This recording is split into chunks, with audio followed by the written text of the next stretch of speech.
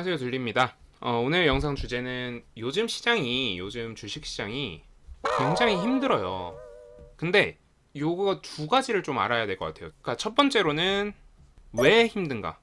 그리고 두 번째는 그래서 이거 해결책이 뭔데? 아니, 힘든 건 알겠어. 왜? 내가 진짜 힘드니까. 내가 죽을 것 같은데, 그래, 죽을 것 같은 건 내가 알겠단 말이야. 근데 그렇다고 죽을 순 없잖아요.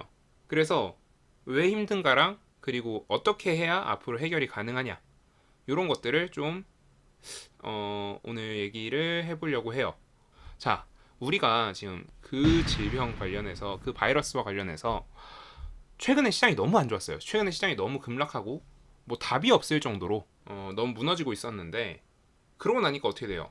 답이 없는데 어떻게 해? 답을 만들어야지. 그 답이 뭐냐? 돈을 푸는 거예요, 시장에.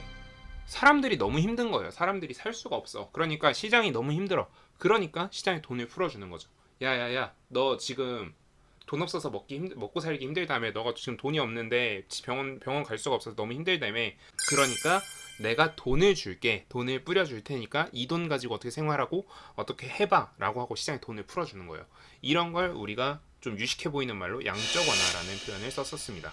quantitative easing. 그러니까 실제로 시장에 달러를, 원화를 많이 뿌려주는 거죠. 그렇게 해서 시장 경기가 좋아 보이게 시장의 왜곡 현상을 만드는 거예요. 자, 그런데 이게 웃긴 게 뭐냐면, 그러면 언젠간 돈을 회수를 하긴 해야 돼. 왜? 시장에 뿌린 돈은 뭐예요? 정부의 세금이나 뭐 정부가 낸 빚이에요. 그럼 뭐야? 결국 언젠간 써야 될 돈을 미리 땡겨 쓴 것뿐이에요. 나중에 안 힘들 때 쓰겠다. 근데 이 문제가 뭐냐면, 우리가 흔히 뭐 카드 돌려막기나 뭐 이런 거 얘기하잖아요. 그거의 가장 큰 함정, 도저히 못 갚는 시점이 오면, 뭐 지옥에 빠져버리면 방법이 없어. 이미 돈은 풀었지, 이미 돈을 빌려와서 다 했지. 자, 그리고 더 이상 뭐 방법이 없어요.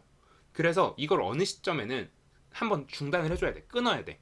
한번 갚고 가야 돼. 근데 그게 지금 미국이나 한국이나 다 지금 이걸 지금으로 선택을 한 거죠. 그러니까 돈을 시장에 뿌려놨던 걸 다시 다 회수를 해오려는 거야 지금. 야야야, 나 전에 빌려줬던 돈 갚아줘. 야, 나 전에 너 돈 빌려줬잖아, 돌려줘. 이렇게 하니까 시장에 있는 돈이, 유동성이 확 빨려 들어오는 거죠. 그래서 얘한테만 돈이 많아. 지금 이 상태가 돼버린 거야. 지금 이 상태가 돼버리니까 시장의 유동성이 다 중앙으로 모이고 있는 거죠. 자, 그렇게 되니까 주식시장, 개별 주식이 올라갈 수가 없는 거야. 다 내려만 가. 자, 그리고 두 번째, 한 가지 더가 있겠죠. 뭐냐? 연초가 되면 보통은 새로운 해가 됐으니까 어떤 주식들은 완전 새로운 또 타겟을 잡아요. 올해는 이런 걸 해보겠다라는 식으로 어떤 회사들은 그런 타겟들을 잡아요. 그런데 올해는 평상시랑 달라. 예년이랑 너무 달라. 그런 회사가 거의 없어. 그러니까 새로운 목표를 잡는 회사가 거의 없어요. 그러면 어떻게 돼요? 당연히 시장은 점점 도태되겠죠. 왜? 좋은 주식이 없는데 어떻게 시장이 올라가? 당연히 시장은 꼬꾸라질 수밖에 없어요. 자, 그러니까 시장이 복합적인 요소들이 다 겹쳐버린 거예요. 뭐 시장 자체도 돈이 없어. 시장에 돈이 없어. 근데 동시에 개별 주식도 올라갈 만한 재료가 없어. 그럼 어떻게 해? 내려가야지. 뭐 어떻게 할 거야? 내려갈 재료밖에 없는데 어떻게 올릴 거야? 말도 안 되는 거죠. 그러니까 당연히 시장이 무너지고 힘들 수밖에 없는 거죠. 자, 그러면 두 번째. 거기다가 우리나라는 한 가지 더 있죠. 정치적 불안성. 그러니까 정치적으로 지금 우리나라 대선을 앞두고 있기 때문에 이게 어떻게 될지 모른다라는 것도 한 가지 불안 요소이기도 해요. 물론 뭐 누가 되느냐에 따라서 당연히 달라지겠지만 각자의 다 불안성이 있죠. 뭐 예를 들어 윤석열이 되던 안철수가 되던 이재명이 되던 각자가 다 장점이 있는가 하면 다 각자가 다 단점이 있어요. 그러면 이제 시장에서는 뭘 부각시키냐가 굉장히 달라질 텐데, 그런 요소들이 다 반영이 돼 있는 거죠 지금 시장에. 그러니까 주가가 내려갈 수밖에 없는 거야. 내려갈 수밖에 없어. 자, 그런데 우리 이제 이 두 번째 요소를 되게 중요시해야 돼요. 뭐냐? 그럼에도 죽을 순 없지 않냐. 자, 그러니까 이럴 때 어떻게 해야 되느냐? 자, 일단 첫 번째, 가장 좋은 대안이죠. 자, 하락을 맞춰요. 인버스를 사는 거죠. 자, 내가 하락할 것 같아. 시장이 떨어질 것 같아. 그러고 인버스를 사버리는 거예요. 그럼 어떻게 돼? 시장 떨어지는 만큼 내 수익이 돼요. 근데 이거는 맞춰야 되잖아. 언제 떨어질 줄 알고. 몰라요. 그러니까 두 번째, 떨어진 걸 주워. 자, 시장이 무너졌어요. 떨어졌어. 근데 내가 돈이 있어. 그러면 거기서 내가 주워 놓으면 어떻게 돼요? 주가가 올라갈 때 떨어진 걸 주운 만큼 다 수익이 되죠. 자, 근데 여기도 함정이 있어. 자, 더 떨어지지 않을 거라는 확신과 두 번째, 이 떨어진 걸 주울 돈이 있어야 돼. 그러면 세 번째, 떨어짐과 관계없는 주식을 사는 거죠. 자, 예를 들어서 시장 흐름에 관계없는 주식, 뭐 대선 테마라던가 정치적 불안성이나 이런 게 있음에도 불구하고 당연히 대선 테마는 지지율에 따라서 움직일 수밖에 없기 때문에 대선 테마주라던가, 지금 오늘이 11일인데 요즘 뭐 로봇 테마 뭐 이런 애들, 그러니까 시장 떨어짐과 관계없는, 그러니까 시장의 흐름을 따르는 경기 민감주가 아니라 시장 흐름이랑 그런 거 전혀 관계없는 테마성이 짙은, 그러니까 우리가 소위 이제 소형주, 중소형주에서 단타성 매매를 하는 거예요. 자, 단타성 매매에 대한 얘기는 제가 이미 한번 다뤘었기 때문에, 2번 정도 영상으로 다뤘었기 때문에 단타성을 매매를 앞으로 여러분들이 어떻게 하셔야 되는지는 굳이 얘기하진 않을 거고요. 그 중에서도 특히 제가 하락장에서 단타를 어떻게 해야 되는지도 얘기를 해놨기 때문에 굳이 뭐 여기서 다루진 않을 건데, 이 떨어진 거 관계없는 주식을 꼭 가지고 노시는 그런 센스들이 필요해요. 근데 이런 하락장과 관계없는 주식 중에 어떤 애들이 대박이냐, 어떤 애들이 제일 좋냐, 일정 있는 거. 뭐 예를 들어서 뭐 K뱅크라던가 이런 친구들이 뭐 상장을 한다, 관련주가 있다, 뭐 이런 것들. 어떤 대선 후보가 어느 날 무슨 연설을 한다.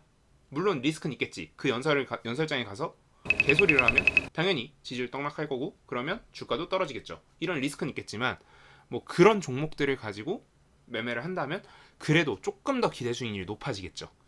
기대 수익률이 아주 조금은 더 높아질 거예요. 우리가 일반적으로 기대하는 그런 기대 수익률에 비해서. 자, 그리고 또 이런 경우에 되게 좋은 게 하나 있어요. 여기서 수익을 내면 이게 가능해져. 떨어진 걸 주울 때 주울 현금이 생겨요.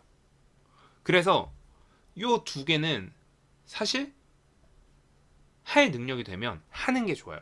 그러니까 본인이 매매를 할 수 있다. 본인이 매매를 하는데 전혀 뭐 지장이 없다. 내가 단타를 해보니까 단타 타점 잡는 게 가능하더라. 요러신 분들은 요거 하는 게 맞아. 무조건. 100% 무조건. 자, 지금 오늘도 나스닥은 반등을 했어요. 지금 반등하는 현재 선물 시장이 반등을 하고 있어요. 근데 그럼에도 불구하고 내일 코스닥 시장이 반등하리라는 보장은 없어요.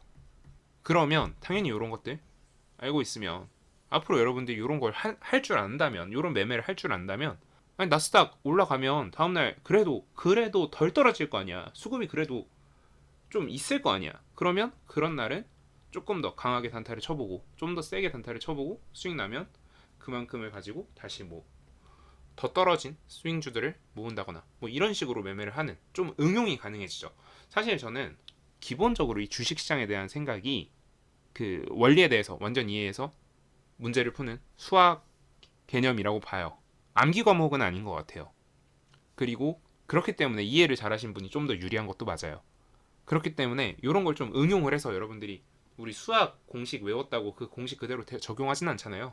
물론 그대로 적용해서 풀리는 문제도 있겠지만 이해해서 응용해야 되는 문제도 있는 건데, 사실 이 시장 자체가 좀 응용이 필요한 시장이다 정도로 이해를 하시면 될 것 같고, 그래서 이런 식으로 좀 매매를 해서 여러분들이 수익을 내시면 앞으로 이 하락장에 대응이 될 거고, 뭐 다가올 상승장에도 시드가 늘어나 있을 테니까 조금 더 크게 먹을 수 있는 그런 기회가 되겠죠. 그래서 사실 어쩔 수 없이 이 단타라는 부분은 하락장에서는 특히 강조가 될 수밖에 없고, 그렇기 때문에 좀 한번 연습을 해보시는 정도는 해보셨으면 좋겠다 정도로 오늘 영상을 이해를 해주시면 될 것 같습니다. 그래서 오늘 영상 여러분들 매매에 도움이 됐다면 구독, 좋아요 부탁드립니다. 감사합니다.